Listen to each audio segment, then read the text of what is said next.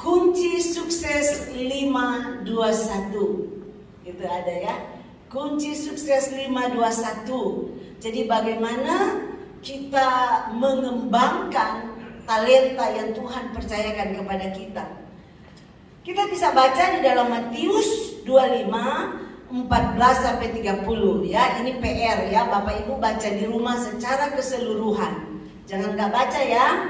Jadi baca di rumah. Dan sekarang Ibu mau baca aja yang ayat 14 sampai yang ke-18.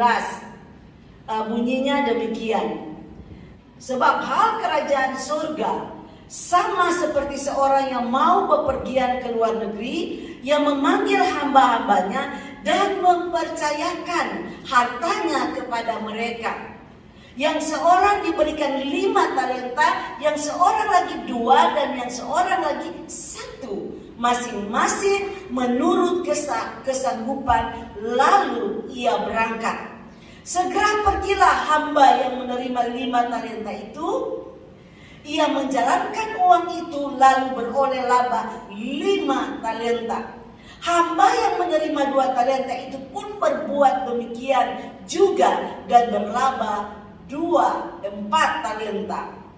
Tetapi hamba yang menerima 1 talenta itu pergi dan menggali lubang di dalam tanah, lalu menyembunyikan uang tuannya. Bapak Ibu yang dikasihi oleh Tuhan, dari firman Tuhan ini kita mau belajar bagaimana kita bisa mengembangkan talenta yang Tuhan percayakan kepada kita. Karena ini adalah kunci sukses, kunci keberhasilan kita, saudara. Kalau kita benar-benar memahami dan mengerti dari pembacaan Alkitab di atas mengenai perumpamaan tentang hamba-hamba yang diberi talenta tuannya, masing-masing 5, 1, dan 2. Jika kita ingin mendapat keberhasilan, kesuksesan, dan kita bisa berbuah banyak bagi kerajaan Allah, maka kita harus mengerjakan beberapa hal sebagai berikut. Yang pertama, kita harus menyadari bahwa kita adalah pengelola, bukan pemilik. Coba katakan, pengelola, bukan pemilik. Jadi Tuhan sudah mempercayakan banyak hal di dalam hidup saya dan saudara. Supaya apa? Kita bisa mengelola apa yang Tuhan percayakan kepada kita dengan baik. Tetapi kita sekali lagi, saudara dan saya, kita harus menyadari bahwa segala sesuatu yang ada pada kita adalah milik Tuhan yang telah Tuhan percayakan kepada kita. Perhatikan yang ayat ke-14. Seperti halnya seorang majikan yang mau bepergian ke luar negeri, ia mempercayakan hartanya kepada hambanya. Tetapi walaupun demikian, harta itu tetap milik tuannya. Perumpamaan ini menggambarkan hubungan kita dengan Tuhan. Tuhan juga memberikan talenta kepada saya dan saudara. Talenta itu bisa meliputi, saudara, apa? Kekayaan, kedudukan, kepintaran atau kepandaian, termasuk kesehatan, termasuk kehidupan kita, saudara. Kedudukan, termasuk anak kita loh. Anak kita itu bukan milik kita. Tuhan hanya mempercayakan kepada kita, amin. Dan semua itu adalah milik Tuhan. Dan kita, saudara dan saya, kita hanya diberi kepercayaan untuk mengelola. Perhatikan Mazmur 24 ayat 1, Daud mengatakan, Tuhanlah yang empunya bumi serta segala isinya dan dunia serta yang diam di dalamnya. Tuhan berhak atas segala sesuatu yang ada di dunia, termasuk binatang, termasuk manusia, termasuk keluarga, kepandaian, bahkan termasuk uang yang kita miliki. Semua harta yang ada pada kita, ingat, itu adalah milik Tuhan.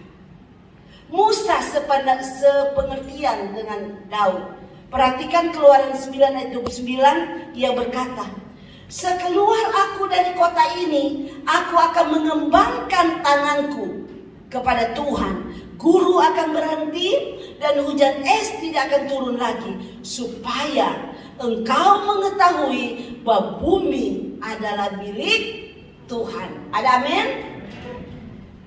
Banyak ayat-ayat yang mengatakan atau menceritakan bahwa bumi ini adalah milik Tuhan. Saudara, saya mau katakan, kalau saudara dan saya, kita menyadari bahwa segala sesuatu yang ada kepada kita adalah milik Tuhan, yang Tuhan hanya mempercayakan kepada kita untuk kita menjadi bendaharanya Tuhan, yaitu mengelola milik Tuhan yang Tuhan berikan kepada kita, saudara. Kalau kita menyadari itu, saudara, waktu kita memberikan persembahan, waktu kita mengembalikan perpuluhan, saudara, ya, kita menyadari bahwa semua itu milik Tuhan. Sehingga di saat kita memberi, saudara, kita nggak rasa berat, karena itu bukan milik kita, amin.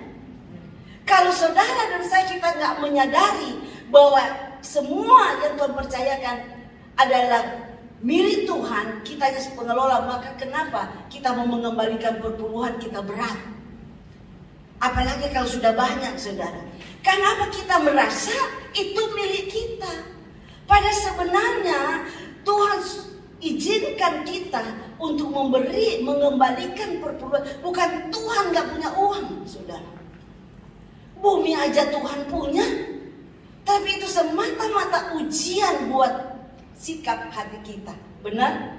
Apakah kita menyadari semua yang Tuhan berikan adalah milik Tuhan? Kalau kita tidak menyadari, maka kita akan salah mempergunakan semua berkat, saudara, yang Tuhan percayakan. Saya kasih contoh, ada seorang petani. Dia memiliki sapi betina dan jantan. Jadi sepasang, saudara, ya. Tapi sapi ini kok tidak beranak-beranak. Lalu dia berdoa kepada Tuhan, dia minta, "Tuhan, berikanlah Tuhan sapi saya ini beranak 2 ekor sekaligus. Supaya kalau dia beranak 2 ekor, 1 untuk Tuhan, 1 untuk saya." Gitu. Dan Tuhan kabulkan doanya, saudara, ya. Tuhan kabulkan. Sapinya beranak 2 ekor. Dan anaknya itu bertumbuh bagus, dua-dua bagus. Jadi dia bingung mana yang dia mau kasih untuk Tuhan, saudara. Ya, dia bingung. Sehingga satu ketika, saudara, yang 1 ekor tiba-tiba mati. Setelah yang 1 mati, langsung petani bilang, "Tuhan, yang Tuhan punya sudah mati." Seringkali kita manusia tidak menyadari bahwa kita ini bukan pemilik, melainkan pengelola. Orang-orang yang mengenal Tuhan dengan benar, dia pasti akan menyadari hal ini. Seperti halnya dengan Musa dan Daud, ya. Mereka mengerti, mereka hanya sebagai pengelola, saudara. Bagaimana agar kita dapat menyenangkan hati Allah dan memiliki hidup yang berkenan kepada Allah? Gampang, saudara. Jawabnya adalah kita harus menyadari bahwa milik kita adalah milik Tuhan. Kalau kita menyadari itu, maka kita menyenangkan hati Tuhan. Contoh, saudara, ada seorang pengusaha. Ini pengusaha ini takut Tuhan, saudara, ya. Dia punya perusahaan yang besar. Seketika, saudara, mengalami krisis yang berat seperti saat ini, ya. Keadaan kita banyak sekali pengusaha-pengusaha yang kolab, ya, yang gulung tikar, mengalami krisis. Tapi ini pengusaha ini dia tuh nggak takut, dia nggak gelisah. Karena dia tahu, dia cuma bilang sama Tuhan, ini perusahaan ini kan milik Tuhan. Kalau toh terjadi sesuatu dengan perusahaan ini, kan saya tinggal lapor kepada tuannya yang empunya. Benar? Jadi ini pengusaha ini adalah orang yang kokoh dalam menghadapi tantangan dan kesulitan. Ia senantiasa berusaha untuk setia dan selalu jujur. Bahkan pada saat perusahaan pun diberkati, dia tetap setia dan jujur. Dia tetap mengembalikan perpuluhan. Dia banyak memberkati pendeta-pendeta, hamba-hamba Tuhan, saudara. Jadi kita melihat kalau orang yang menyadari bahwa apa yang dia punya bukan milik dia, dia itu tidak takut. Yang mau keadaan mau bagaimanapun, karena dia tahu Tuhanlah pemiliknya. Amin. Saudara dan saya, kita ini adalah hamba-hamba Tuhan yang diberi kepercayaan untuk mengelola dan mengerjakan talenta yang kita punya. Untuk itu saudara yang dikasih oleh Tuhan, jika kita mengerti sungguh-sungguh bahwa segala sesuatu yang ada pada kita bukan milik kita, tetapi milik Tuhan, maka kita akan berlaku benar dan mendapat banyak anugerah. Karena inilah kunci dari sukses yang saya beri tema 521. Jadi kita harus menyadari pertama apa? Kita ini pengelola bukan pemilik. Yang kedua saudara, kita harus kembangkan talenta yang Tuhan percayakan. Ya, itulah kunci sukses 521. Kembangkan talenta yang Tuhan percayakan. Untuk itu saudara, saya mau katakan, kalau saudara dan saya, kalau kita mau hidup kita berhasil, kita sukses maksimal, maka kita harus mengembangkan talenta dan kepandaian yang telah Tuhan percayakan kepada kita. Dalam perumpamaan di atas yang kita sudah baca dikatakan bahwa masing-masing hamba ini mendapat talenta 5, 2, dan 1. Dan Tuhan ini memberi sesuai dengan kemampuan kita masing-masing. Benar? Tuhan juga akan memberikan talenta kepada kita. Jadi setiap kita tidak mungkin tidak ada talenta. Paling tidak ada 1. Benar? Paling tidak ada 1, saudara. Jadi kita harus belajar talenta apa yang Tuhan berikan kepada kita. Kita harus kembangkan itu. Jika saudara dan saya, kita ini diberi kepercayaan yang besar dari Tuhan, maka kita harus mengembangkan talenta kita.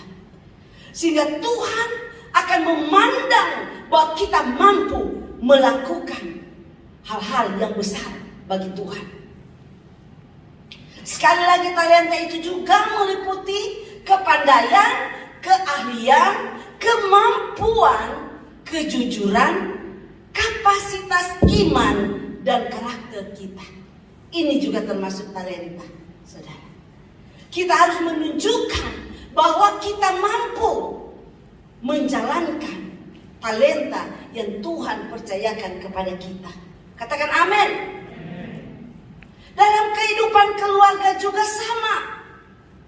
Kalau seorang anak disuruh ibunya membeli sesuatu, tapi dia justru mengambil keuntungan dalam hal itu, maka sudah jelas anak ini tidak dapat dipercaya. Ada contoh lagi, seorang keluarga punya 2 anak. Anak yang pertama itu malas. Ada di rumah hanya mau tidur-tidur, kalau disuruh mulutnya lebih banyak, saudara. Tapi anak yang satu rajin. Tanpa disuruh, dia selalu mengerjakan sesuatu, membantu orang tua. Jadi kalau saudara punya berkat atau usaha perusahaan, saudara mempercayakan ke anak yang mana? Halo? Anak yang rajin, amin. Mana bisa dipercaya kepada anak yang malas? Akan menjadi sia-sia pengorbanan orang tua, benar? Matius 25 ayat 20 dan 21, saudara perhatikan baik-baik ini ya. Dikatakan begini, hamba yang menerima 5 talenta itu datang dan ia membawa laba 5 talenta. Katanya, Tuan, 5 talenta Tuhan percayakan kepadaku. Lihat, aku telah beroleh laba 5 talenta. Maka kata tuannya itu kepadanya, baik sekali perbuatanmu itu. Hai hambaku yang baik dan setia, engkau telah setia dalam perkara kecil, aku akan memberikan kepadamu tanggung jawab dalam perkara yang besar. Masuklah dan turutlah dalam kebahagiaan tuannya. Jadi saudara perhatikan dari 2 ayat ini saudara. Ya, kalau saudara dan saya kita mengembangkan talenta kita kerjakan dengan baik kepercayaan yang diberikan, tugas yang diberikan kepada kita, maka kita akan mendapatkan 3 hal. Yang pertama apa? Pujian dari Tuhan. Hambaku yang baik dan setia. Ternyata baik belum cukup, harus setia. Yang kedua pujiannya, kita akan diberi kepercayaan lebih saudara. Dia katakan kita setia dalam perkara kecil, maka kita akan diberi tanggung jawab dalam perkara yang besar. Dan yang ketiga kita akan dapat apa? Kita akan mendapatkan berkat yang melimpah dari Tuhan. Sehingga kita sungguh-sungguh akan mengalami kesuksesan dalam segala hal. Ada amin? Ayo mari saudara ya, kita bangkit, kita kembangkan talenta kita supaya kita memperoleh 3 hal ini. Karena kalau tidak mengembangkan, kita juga akan memperoleh 3 hal. Perhatikan ya, perhatikan ayat 25. Nanti saudara baca di rumah ayat 26 sampai 30. Ibu baca di sini aja 26, 29 dan 30. Maka jawab tuannya itu, hai kamu hamba yang jahat dan malas. Jadi kamu sudah tahu bahwa aku menuai di tempat di mana aku tidak menabur dan memungut dari tempat di mana aku tidak menanam. Karena setiap orang yang mempunyai kepadanya akan diberi, sehingga ia berkelimpahan. Tetapi siapa yang tidak mempunyai, apa juga yang ada padanya akan diambil daripadanya. Dan campakkanlah hamba yang tidak berguna itu ke dalam kegelapan yang paling gelap. Di sanalah akan terdapat ratap dan kertak gigi. Jadi perhatikan baik-baik saudara. Kita yang malas saudara ya, kita yang tidak mau mengembangkan talenta kita, tugas yang diberikan kepada kita saudara. Wow, kita akan mendapat lagi 3 hal. Ya. Yang pertama apa? Kita akan menerima celaan dari Tuhan. Dikatakan hamba yang jahat dan malas. Wow.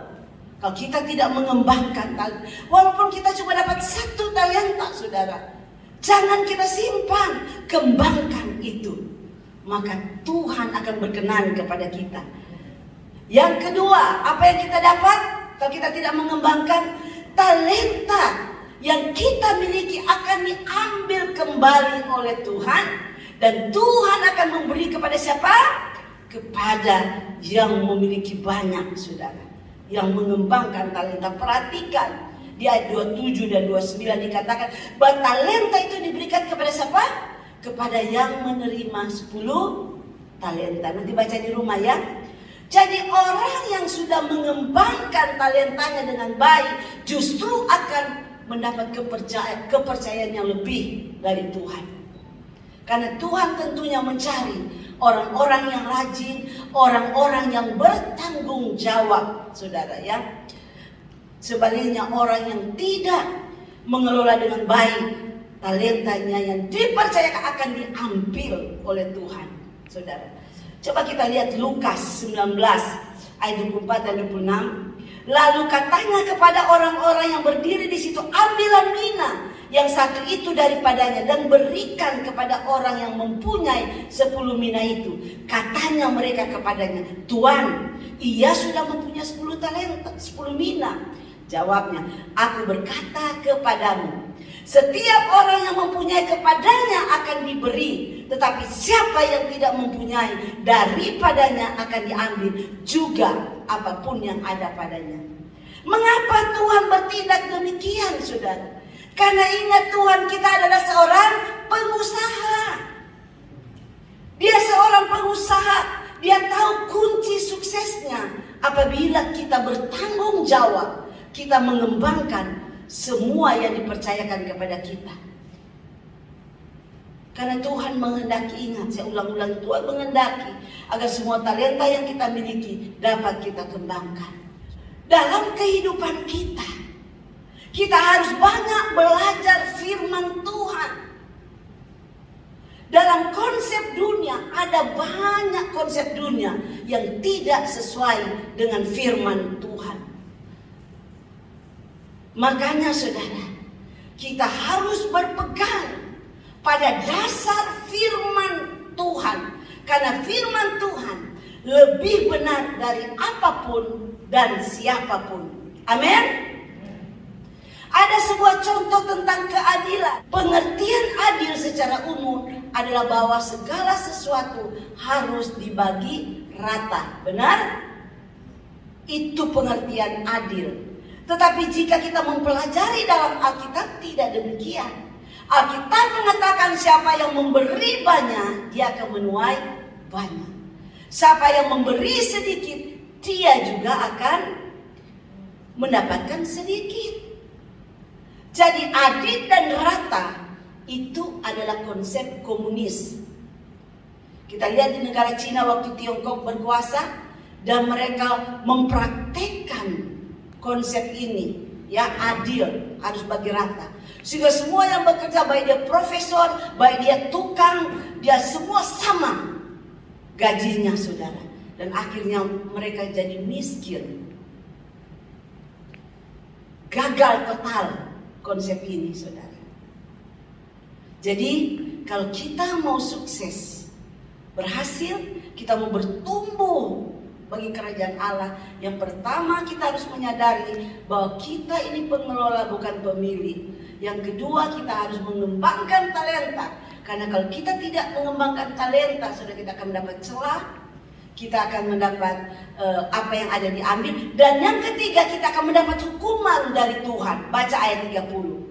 Hamba yang tidak mengelola talenta itu yang dimilikinya dengan baik, maka ia akan dicampakkan ke dalam dapur api yang mengerikan, saudara. Begitu kita harus belajar dari perumpamaan talenta ini. Dan kita harus mengembangkan dengan baik talenta yang kita miliki. Karena ini adalah kunci sukses 5, 2, 1. Katakan, kunci sukses 5, 2, 1. Yang ketiga, 3 besar. Ya, yang pertama, kita harus apa? Kita harus menyadari kita ini pemilih, bukan pengelola. Yang kedua, kita harus kembangkan talenta. Yang ketiga, jangan suka berprasangka buruk kalau kita mau berhasil. Jika kita ingin sukses mengembangkan talenta yang kita miliki, maka hendaknya kita tidak berprasangka buruk terhadap orang lain. Kita perhatikan hamba yang memiliki satu talenta, dia tidak taat kepada tuannya. Bahkan dia berprasangka buruk kepada tuannya. Dia katakan, aku tahu bahwa Tuhan adalah manusia yang kejam, yang menuai di tempat di mana Tuhan tidak menabur. Dia memiliki pemikiran yang jahat. Hati-hati kita, kalau kita bekerja dan kita memiliki pemikiran yang jahat terhadap pemimpin kita, keluarga kita, di gereja kita, saudara. Karena kita lihat hamba yang memiliki pikiran yang jahat tentang tuannya, dia tidak akan pernah mengerjakan sesuatu apapun. Amin. Dia malas, dan hal itulah yang menyebabkan dia tidak dapat meraih keberhasilan. Sama halnya dalam kehidupan kita sekarang. Saya kasih contoh, saudara, saya cara cepat. Saya kasih contoh, ada seorang guru yang malas untuk mempersiapkan apa yang dia mau kasih belajar untuk muridnya. Dan dia masuk kelas, dia katakan begini kepada murid-muridnya, murid-murid, apakah kalian tahu Bapak mau ngajar apa? Lalu anak-anak menjawab, tidak tahu. Lalu dia bilang, karena kalian tidak tahu, kalian harus cari tahu sendiri apa yang Bapak mau ajarkan. Langsung dia keluar, dia tinggalkan.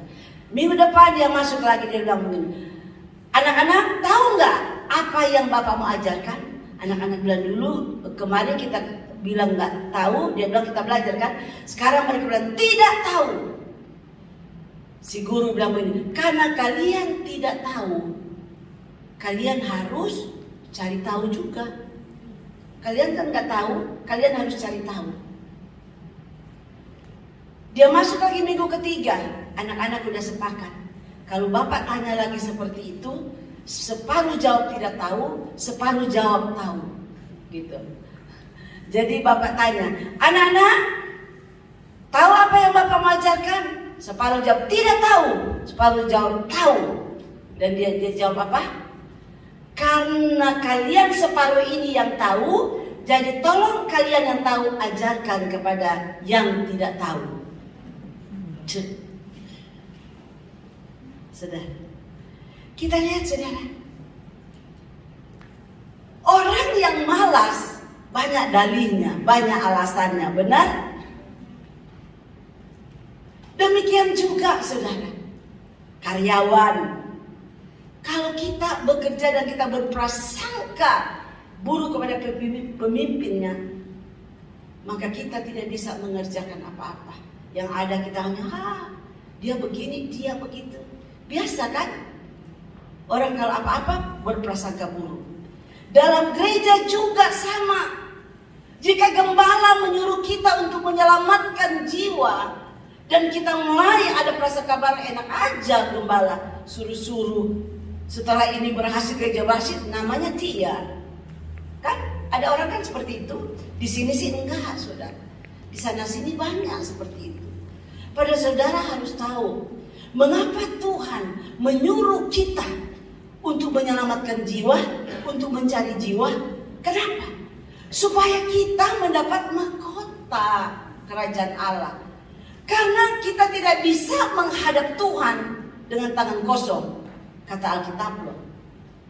Kalau kita tidak membawa mahkota, kita tidak akan bisa masuk dalam kerajaan surga.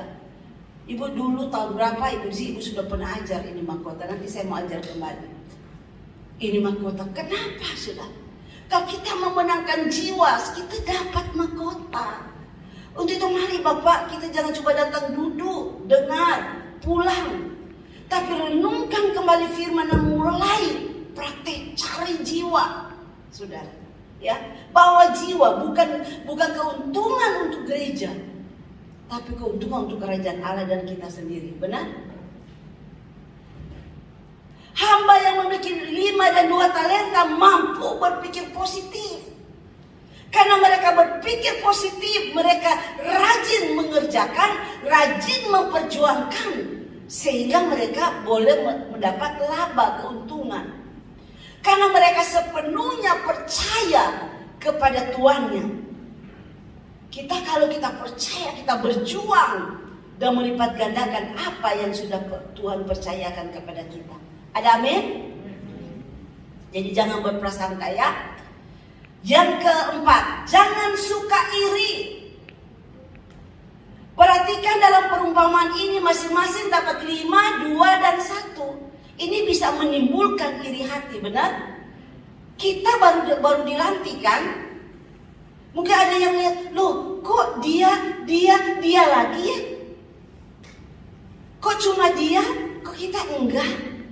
Mulai ada iri kan? Saudara. Tapi saya mau kasih tahu saudara, jika kita tidak mengizinkan iri hati menguasai hidup kita, maka kita tidak akan malas. Dan akhirnya kita akan berhasil. Amin. Jangan kita kan cuma anggota. Kita kan nggak dilantik. Saudara, Tuhan nggak melihat jabatan. Yang Tuhan lihat apa? Fungsi. Amin. Guna apa kita punya jabatan, tapi kita tidak berfungsi? Hati-hati kita yang sudah dilantik. Kalau kita tidak berfungsi, kita bertanggung jawab kemana? Kita sudah tahu 3 hal. Kalau kita tidak kembangkan, tidak melakukan tanggung jawab kita akan mendapat dicelah, saudara. Bahkan berkat akan diambil. Mari saudara Bapak dan jangan suka iri hati. Kita tidak perlu membanding-bandingkan talenta kita dengan talenta milik orang lain. Yang perlu kita lakukan adalah mengerjakan dengan baik apa yang Tuhan percayakan kepada kita. Amin. Lakukan aja bagian kita, saudara. Sehingga kita bertanggung jawab untuk mengelolanya. Kita belajar dari hamba yang mendapat 2 talenta. Dia tidak iri hati kepada yang dapat 5 atau kepada dapat 1. Dia punya pikiran yang positif sehingga dia dapat mengerjakan bagian dia, sehingga dia dipuji oleh Tuhan. Amin. Dan yang terakhir, jangan menunda-nunda apa yang bisa dikerjakan sekarang. Halo? Halo? Jangan pernah nunda-nunda. Ya, anak-anak SM, MM, kadang-kadang saya hari Jumat berdoa, ini map-map semua masih ada. Ayo, kalau ada waktu hari ini bisa langsung dikerjakan. Habis selesai, bereskan semua, taruh di tempatnya. Apa yang bisa dikerjakan langsung, jangan ditunda-tunda. Anak-anak mahasiswa kalau belajar, ayo jangan tunda-tunda. Tunda udah numpuk pelajarannya, harus belajar, benar? Belajar dari yang dapat talenta 5 dan 2, dikatakan mereka segera mengerjakan, memperjuangkan, melipat gandakan, dan mereka tidak pernah menunda-nunda tugas yang dipercayakan kepada mereka. Hamba yang menerima 2 dan 5 talenta segera mengerjakan, dan mereka memiliki keberhasilan, bahkan mendapat bonus tambahan. Berbeda dengan hamba yang 1, dia menunda, dia gali lubang, dan dia tanam talenta yang Tuhan berikan. Hati-hati, Bapak Ibu, anak-anak muda, kalau kau punya suara yang bagus, kalau kamu bisa di sini ada pendaftaran, ya, cepet-cepet daftar deh sama Anju kalau tidak salah, ya. Oh bu, atau datang ke koordinator kita, Pak Dede, coba Pak Dede berdiri dulu supaya orang tahu lagi. Ini koordinator ibadah kita. Beri tepuk tangan dong. Pak, tolong saya pingin saya untuk jadi aser atau jadi singer, ya. Tetapi kita harus mengikuti persyaratan yang ada. Amin. Jadi ayo dong yang bisa bersih-bersih, bantu sama Pak Iwan, Ibu Fadil. Ayo Pak Iwan, saya bantu ya. Bersih-bersih, jangan kita yang bantu motorin. Jika kita segera mengerjakan tugas yang diberikan kepada kita, maka kita akan terus bertumbuh dengan baik. Jika kita tidak menunda-nunda dan berjuang dengan sungguh-sungguh, maka kita akan sampai pada hukum momentum. Apa itu hukum momentum? Adalah saat di mana kita bisa melampaui dari yang umum. Itu momentum. Dalam perumpamaan ini tidak dikatakan bahwa hamba itu dapat 1, 2, 3. Tetapi 1, 2, dan 5. Itu 5 melambangkan momentum. Ya, lebih daripada yang lain, saudara. Untuk itu Bapak Ibu yang dikasihi oleh Tuhan, kita harus mengalami sesuatu hal yang lebih daripada yang lain, ya. Mari kita belajar mengerjakan sesuatu dengan excellent, saudara. Sehingga kita akan memiliki dampak yang luar biasa. Jadilah karyawan yang baik, yang lebih daripada yang umum. Jadilah dokter lebih daripada yang umum. Jadilah pelayan-pelayan Tuhan yang lebih daripada yang umum. Amin. Disuruh datang doa, 9:30 doa. Jam 9 kita sudah ada di situ. Itu namanya melakukan lebih dari yang lain. Amin. Jadi kita sudah belajar hari ini untuk kita sukses, berhasil, bertumbuh bagi kerajaan Allah. Pertama kita harus menyadari kita ini bukan pemilik tapi pengelola.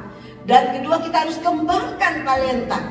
Kalau kita tidak kembangkan talenta, kita akan dapat celah, bahkan yang ada pada kita diambil, bahkan kita dapat hukuman, dicampakkan dapat dapur api. Tapi kalau kita mengembangkan talenta kita akan dapat pujian dari Tuhan. Dan kedua apa? Kita akan dipercayakan lebih besar lagi dan kita akan diberkati oleh Tuhan. Baru apa? Jangan suka iri. Jangan suka iri ya. Kita percaya setiap kita punya talenta, punya berkat masing-masing ya. Kalau dia mungkin dipercayakan banyak karena dia punya kelebihan yang banyak. Gak usah iri, lakukan aja bagian kita. Dan yang terakhir, jangan suka menunda-nunda. Apa yang sudah disuruh kerjakan, lakukan itu dengan baik. Tuhan memberkati kita.